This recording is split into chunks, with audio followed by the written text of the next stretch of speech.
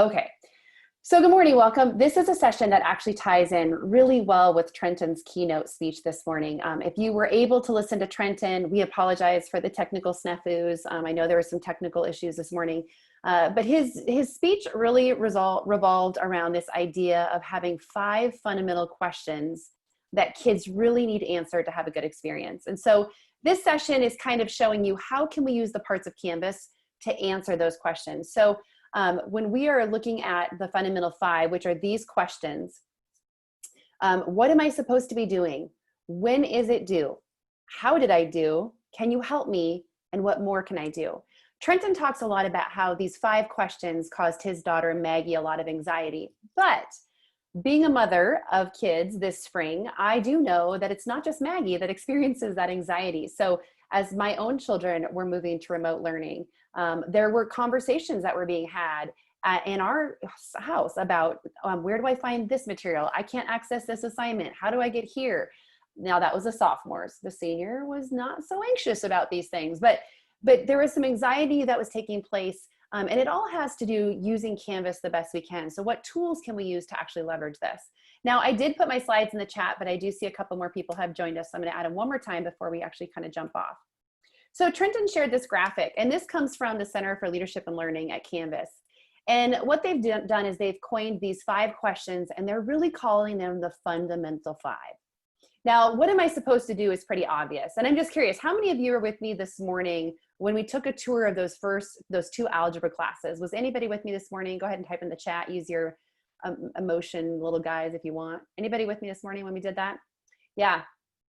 So that first question of what I'm supposed to do, that was very difficult in the first example. And believe it or not, there are a lot of kids that logged in this spring and they did not know what they were supposed to be doing. And that frustration and that anxiety level was starting to rise. The second question is, when is it due? That seems pretty commonplace. Like, how do you not know when it's due? But if a teacher doesn't use due dates and we're in a remote environment, there's no way for that kiddo to know unless they have some sort of synchronous experience. The third one is, how did I do, which allows us to provide feedback for kids. The fourth one is, can you help me? How can they contact their teacher? How can the teacher use tools in Canvas to kind of facilitate that for students? And the last one is, what more can I do? Now, the last one is kind of like left up for interpretation. Trenton talks a lot about it being giving students choice and maybe even giving them alternatives and encouraging them to do more beyond the regular classroom. But there are other ways that you can interpret that question as well. So what we're going to do is we're going to go through these 5 questions, and I'm going to try to show you places in Canvas that would allow you to address these questions for kids so that when you're building your course, you can start to think about, how do my kids know? If I'm looking at this from a student's perspective, how do they know what they're supposed to be doing? So we're going to start off with that very first question. What am I supposed to do?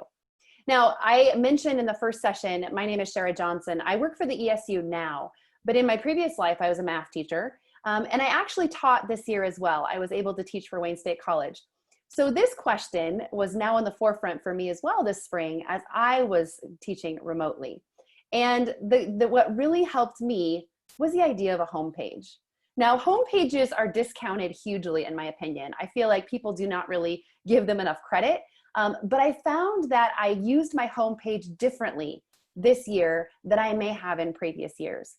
And this year, I really use my homepage to be that landing space of my classroom. Just like if I was in a traditional classroom, I might have my bulletin board with what the objectives were and the expectations and the due dates and the standards.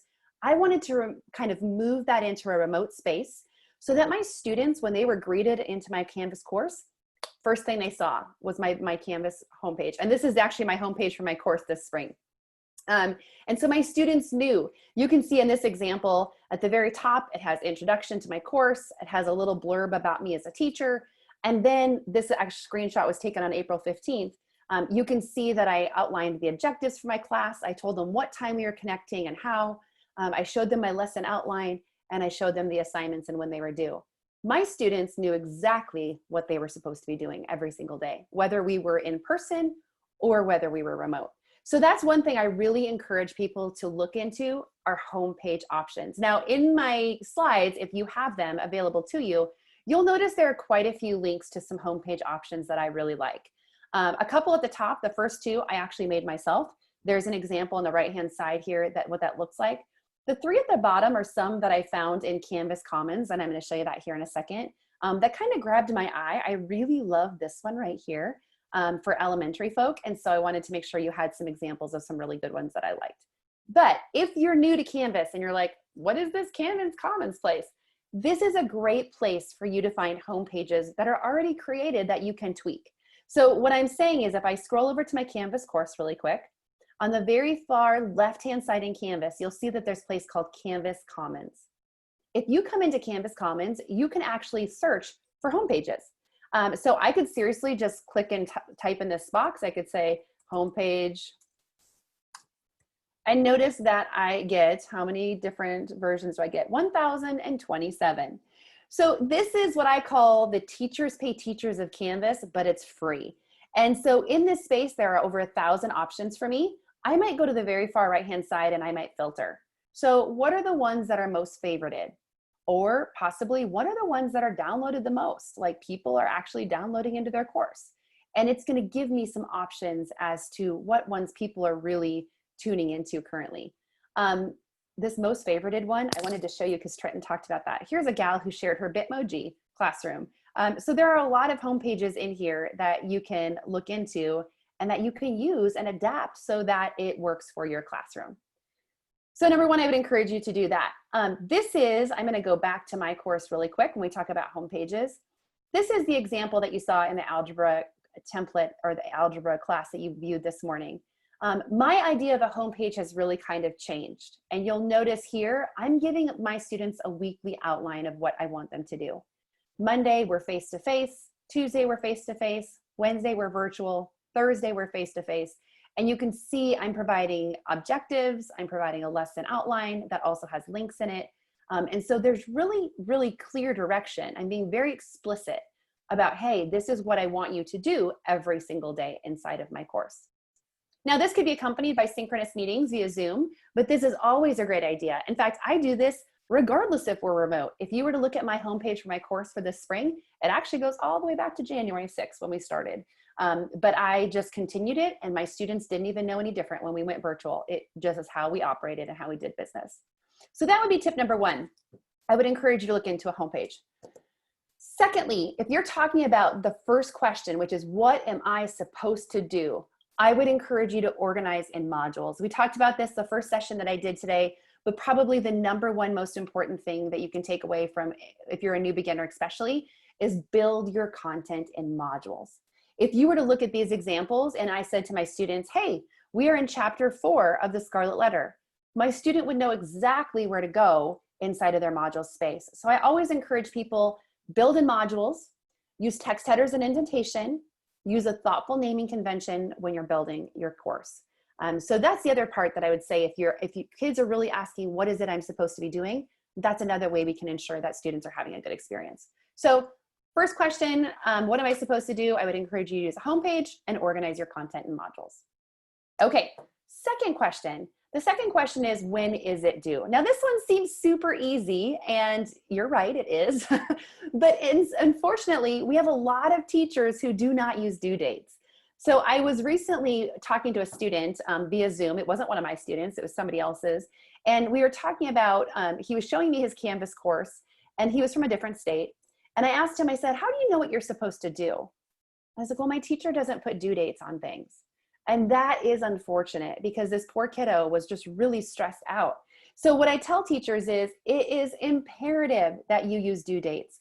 I would encourage you to use due dates on everything. Now the reason is if you're building in Canvas and all you have to do is give it a due date. That's it when you build the assignment. It populates on the calendar automatically. It populates on the to-do list automatically for them. And it gives in the list view, it would also show up for them. Now, does that mean that a teacher, if it sets a due date, the student can't turn it in? Absolutely not. If you set a due date, you still have the ability to see if something is late or not. But giving it a due date allows students to see on a calendar when those things are due. Now, for the teacher side of it, because I am one of those teachers that changes their mind quite often, I want to show you the calendar. As you're building in Canvas, I do not build any of this on the calendar. I build it within my module space, always, always, always. But as you're building in Canvas, you'll notice that I have these items on my calendar. Now I built them in the module space, but Canvas automatically puts them here. Here's how easy it is to actually change your due date. Say, for example, that my solving equations quiz on the 17th, I didn't get to it in time, so I need to move it to the 18th. I just drag and drop it to the 18th. And it changes for every single student in my course. It changes on their calendar, it changes on their to-do list, and it changes it in the actual assignment. So managing those due dates is actually not very difficult, but it really provides a lot of guidance for students.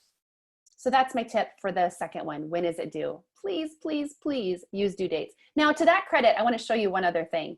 Let's say, for example, this assignment, I'm going to go ahead and select it from my calendar to get into it.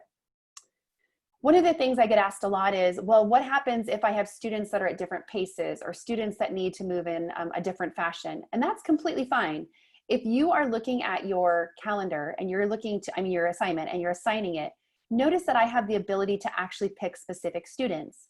So let's say that one of my students, we're gonna have this due on August 12th for everybody, but if I add an additional due date, I have the ability to give it to Elroy Jetson. I know, weird. I can actually give him a due date of the 14th instead of the 12th. So now everyone else is due on the 12th, but Elroy is due on the 14th. Same thing holds true if you have multiple sections. So for example, I used to teach algebra 3 times a day. I can have algebra first period have it due on Monday, algebra third period have it due on Wednesday, and algebra 5th period have it due on Thursday. So you have the ability to differentiate as well, which is super handy. So due dates, due dates, due dates, due dates. Okay, the third question, how did I do? Well, the great thing about Canvas is we have tools to provide feedback like no other. So what I would encourage you to do is use SpeedGrader to leave written comments. You can use audio comments, and you can attach a rubric. And all of that information, as soon as you grade it, goes directly to the student. Now, here's the 2-minute high-level overview, cheap seat view. I'm going to show you the way that I access content when I'm grading it. I always come to my dashboard. As a teacher, on the very far right-hand side, you'll see that I have things that I need to grade. So I'm going to get into this grade lesson plan 1. Now, this is a fake student because I don't have any students involved right now. But if I had more than one student, they would be here on the very far right-hand side. Now, you'll notice it says test student, which is a great point. You as a teacher can grade all of the submissions that you practiced submitting. So this is just me submitting an assignment. And now as a teacher, I'm practicing grading it. So in this space, you'll notice the lesson plan comes up here on the left-hand side, their submission. In Canvas, in SpeedGrader, I have the ability to use all of these markup tools. So if I needed to highlight certain things to draw attention, I could say, please remember, we are using different design for this lesson. And I can give feedback that way. I can strike through. So maybe you're an English teacher and you're saying, please use a different verb choice. I don't know, I'm just making this up. Use another tense. I have the ability to write on top of stuff. Now, as a math teacher, I have a little tablet that plugs into my computer so I can literally annotate on top of things, as well as the teacher app inside of the Canvas store on my iPad lets me use my finger, which is super nice as well. But we can leave comments, we can type on things. So great job, consider adding whatever, and I can mark up on that as well. Now, that's all the annotation tools that come into play. But if I actually look on the very far right-hand side of my screen, I have a rubric attached to this assignment. So as I'm opening this rubric, you'll notice that I've been pretty particular about what I expect to see in this assignment. Now, as I'm looking at the assignment on the left, I can seriously just select the cells on the right. You'll notice that there's a little green indicator on each of these, and it tells me at the very bottom that she has a 15 out of 15. If I press save, that actually gives her a grade, and that's graded, just like that. So if I grade it, now I can provide comments for this student. So great job. Thank you for your choice. Your careful selection of standards. Now, so I can give written comments. That's not all though, and probably here's one of my favorite things. I actually have the ability to, if you look very far down here, I have the ability to do an audio or video comment. So I can pull up a video if I want to, and I can say, okay, let's do a really quick video screencast. Maybe I want to discuss with her more than just her state standards. I have a whole bunch of things that I loved, and I want to provide some really good feedback. So I can have a conversation with my student one-on-one. I can keep talking, and submit it. Now my student gets the video, they get the rubric, they get their score all in one place, and they can actually submit that all back to me. So if she wants to leave a video comment, she can do that. All of those different things will come back in one spot. So all of those things are available when you provide feedback inside of Canvas. So that is my tip for providing feedback. Use SpeedGrader. I would encourage you to use rubrics, use the audio video tool, and make sure to leave written feedback. So I'm looking at, so Kate says, can you have a due date on a page alone? Wonder if I use it as required to read before moving on to the actual assignment, or do you have to have the page in the assignment? So actually, in Canvas, Pages has a new feature, Kate. So for example, here is a basic page in one of my courses. If you select this, there's nothing there yet, of course. When you go to the bottom of a page, you'll notice right here, it says add to student to do. And if you select that, it allows you to put it on a to do so that it goes to their to-do list. That's about all you can do. That will provide a to-do list, and that will give them a due date for sure, but they know that they don't have to submit anything. It's just a page. So all they have to do is maybe read it by that specific date or do the activity on that page. Does that help?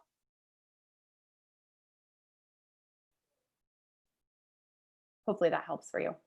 Okay, so feedback, that's the third question. How did I do? So all of that feedback comes back for the student on their dashboard, so they can see all of that in one space, which is really nice. Okay, fourth question, can you help me? Now this is one of the ones, again, I am a homepage lover, so I'm sorry, but I would tell you this you should be putting on your homepage as well. So when it says, can you help me? They're asking you, how do I get a hold of you? If we are completely remote, or if we are in a situation where I need help from my teacher, how do I contact my teacher? And this would be another example of that homepage that I mentioned. So I'm gonna go back to my algebra course that some of you were in this morning. And the very first section of that space, you're gonna see it shows you all of my contact information.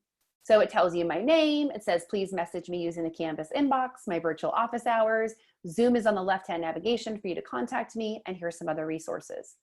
So saying right up front, here's how you can contact me. Now my students that I teach, they know if they're in a pinch because of my crazy life and I'm everywhere, they can text me as well. So I have my cell phone in there for my students. But it's to your comfort level, but make sure to be very explicit about how do I contact my teacher and when are they available if I need them, maybe for extra help or maybe if they have virtual office hours. So I would encourage you to do that on the homepage. Now, number two, the other thing I would tell you is use the inbox. There are so many people that do not use the Canvas inbox, and I don't get it. But the Canvas inbox allows you to communicate with all sorts of people that you might not even, you don't know their email address, but it allows you to communicate with them. So for example, on the very far left-hand side, my inbox, if I select that, and let's just say that I'm gonna do my algebra course, I'm gonna go into, actually I'm gonna go into my, I lied. I'm gonna go into my algebra course. Okay. So this allows me, if I create a message, this allows me to communicate with now I can just put in their names. Now I have just fake people in here, unfortunately, but I can go over to this book on the right-hand side and I can see all of the teachers, if there's a co-teacher, and I can see all of my students. Now notice I have all these people like Charlie Brown. Maybe I just want to communicate with Charlie Brown. I don't need to know their email address. I can send this message inside of Canvas. Now, if you have parents that are inside of Canvas this year, which a lot of my schools do, if you select that, you're going to have a third option that says teachers, students, and then it's going to say observers, which is the parent of that student. So if you have parents involved, you can also message them here without having to know their contact information. Now, with all that being said, if you use the inbox this year, here's what I would encourage you to do.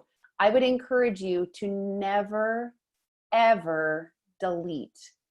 My biggest takeaway from this is if I was going to get rid of these messages on the left-hand side that I have for my students from first semester, don't ever delete.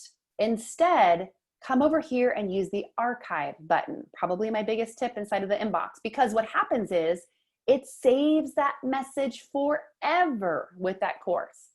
So for example, if I was teaching algebra in 2017 at my old high school, I can still go back to 2017 algebra and I can see every message I sent and every message I received in that 2017-18 algebra class. So never delete, always archive, but the inbox is super powerful and allows you to communicate with students, groups of students, and parents all in one place. I hope some of this is helpful. Okay, so that's Can You Help Me? Another tool that I really love that I think gets overlooked when you're asking for students to get help is the scheduler feature. And I'm sorry, my daughter is trying to pipe in. The scheduler feature. So what is that? Well, for example, I had a teacher this spring that said, I'm really needing to work with students one-on-one because we have these papers that we're working on. The pandemic hit just as we were trying to get final drafts, and it's a dual credit English class, and I really need to touch base with kids one-on-one. I said, oh my gosh, you should use the scheduler feature because it allows you to sign up, have kids sign up with you one-on-one or in small groups. So maybe this could be used if you're in a regular school setting. This would be a great option for your band teacher or your music teacher, or maybe the speech coach who needs speech practice, or your school counselor. But the scheduler feature, I want to show you where it can be found. It can be found inside of the calendar. So if I was on my course calendar, let's say that I wanted to set these appointment slots up for kids, and you'll notice I have some right here actually that I was demoing for somebody else. But to do that, I select a cell, and it's the last option right here. It's called the appointment group. And here I have the ability to set up a slot or a group of slots where people can sign up for time with me. So anytime I would need students to sign up for a time with me, that allows me to do that in this space. So really quick, I'm just going to show you because sometimes it can be confusing. Let's say, for example, 8 a.m. to noon that I want to use this. I can say 30-minute time slots, and if I press go, notice it's going to make all of these slots for me, and students are able to reserve those time slots on your calendar. So another thing to keep in mind as you're trying to answer that question of can you help me, that would be a super awesome ability for students to be able to sign up for time with you. Okay. The last question is, what more can I do? Now, this takes a couple of different turns because I think of this in different ways. One of the things that happened this spring with my students, as some of you probably as well, to give assessments virtually in remote spaces is sort of difficult. And so I really turned to some choice boards and giving my students more choice. So for example, I had them journal this spring about what they were doing on their off time. We do a lot of self-care in my education classes. And so I gave them the option. I said, you can journal it and give it to me written, or you can make a vlog if you'd like. That's completely up to you. And so when we ask kids, what more can we do? One of the things we should be considering is, can we give students choice? Like maybe this is a perfect example in front of you. Maybe I can have them make a TED Talk, or they can make a movie, or they could model something, or they could build a poster. So we're giving kids choice about how they show their learning. Well, what does that have to do with Canvas? Well, in Canvas, you have the ability to do that. You'll notice the left-hand side right here. This is actually how we can do that inside of Canvas. So to this point, let me show you really quick when I'm in an assignment in Canvas. If you're giving your students choice, so you're saying, I don't care what you do to show me that you have mastered the concept of MTSS and interventions, because that's what we were studying. I don't care what you do to do that. In the assignment settings, I can actually give them multiple ways to show their learning. So maybe they're going to create something on a website. Maybe they're going to create a Google site, or maybe they're going to create a presentation on Canva that they're going to share via a URL. I don't know. Maybe they're going to make a video. Great. Maybe it's a song. Awesome. And lastly, maybe it's a poster, or maybe it's some sort of infographic, or maybe they wrote me an article. But if I need to, I can adjust this so I can give them multiple ways to show their learning all in one Canvas assignment. So we have the ability to be flexible as far as showing them, giving them the option to have more options and more choices. The last way that people will often think about giving me more, what more can I do? Sometimes we're talking about enrichment. So say for example, a student, busts through a whole module and they're looking for something more because they just loved it so much. Now, then you could maybe do something inside of your modules. So this is an example on the very far right-hand side. This was a unit that we did in my class this spring. We were talking about MTSS and what does MTSS look like? How does it feel? What are the interventions? All that kind of stuff. So you'll notice that my text headers are MTSS. And then I have a text header for assignments that says must-dos. And then I have a text header below that says additional learning opportunities, and it says may-dos. So a lot of my kids are seniors who are looking forward to be teachers. So they're hungry for knowledge and they want to learn more. Not always the case. But for my kids, I'm like, okay, you've learned everything I want you to know, but if you want to know more, here is what you could do in addition. And so I gave them a may do or an additional opportunity. Another thing you could do, here's a Canvas homepage of one of my schools, and they've linked all of their favorite tools that their students use. So you'll notice they have Epic and Kids A to Z and IXL and Extra Math. So they're providing some of those resources that they support in their district all from that homepage. So that's an option of what more can I do as well. Now, we have about 4 minutes left. I wanted to make sure we wrapped up early. Like I said, my name is Shara Johnson. That's my email address. You have access to those slides. I do want to just give you an opportunity for Q&A. I noticed there's a couple questions in the chat, so I wanted to answer. Amanda asks, I'm new to Canvas. In regards to the inbox, will students, parents, etc., be entered in course by admin, or do they need to join themselves, or do we enter them? So Amanda, is your whole, it would be dependent. If your whole school is going to Canvas, then your administrators are taking care of that for you. If you have a, what is your student information system? Maybe I should ask that. Are you using PowerSchool or do you use right now we're on PowerSchool, but a majority of us are using like Google Classroom when we went virtual. Yep. So like they give the code to join. Yep. Parents could join the same way, but this, like you were saying, you don't have to have their email or anything. So I just didn't know how they got inputted then. So sounds good. Yeah. So if you're PowerSchool will drive the bus. What I mean by that is when you log into Canvas, when everything is ready for you, all of your courses will actually populate on your dashboard and they will be exactly the same as they are in PowerSchool. So you're going to see a cell for every course you teach. In addition, all of your students will be rostered for you. And it's in real time. So if you have a student that leaves tomorrow because they're transferring to a different district, the next day they actually get removed for all your courses. So all of that provisioning takes place for you by PowerSchool. In addition, you can pass grades back through PowerSchool. So if you grade in Canvas using that speed grader that I showed you, you press a button, all your grades go over to PowerSchool as well. Awesome. Okay, great. Thank you. Yeah, you're welcome. What other questions do you guys have before we wrap up today? I know that 30 minutes is not very long and it's fast and furious, but I'd love to answer some questions if you have them.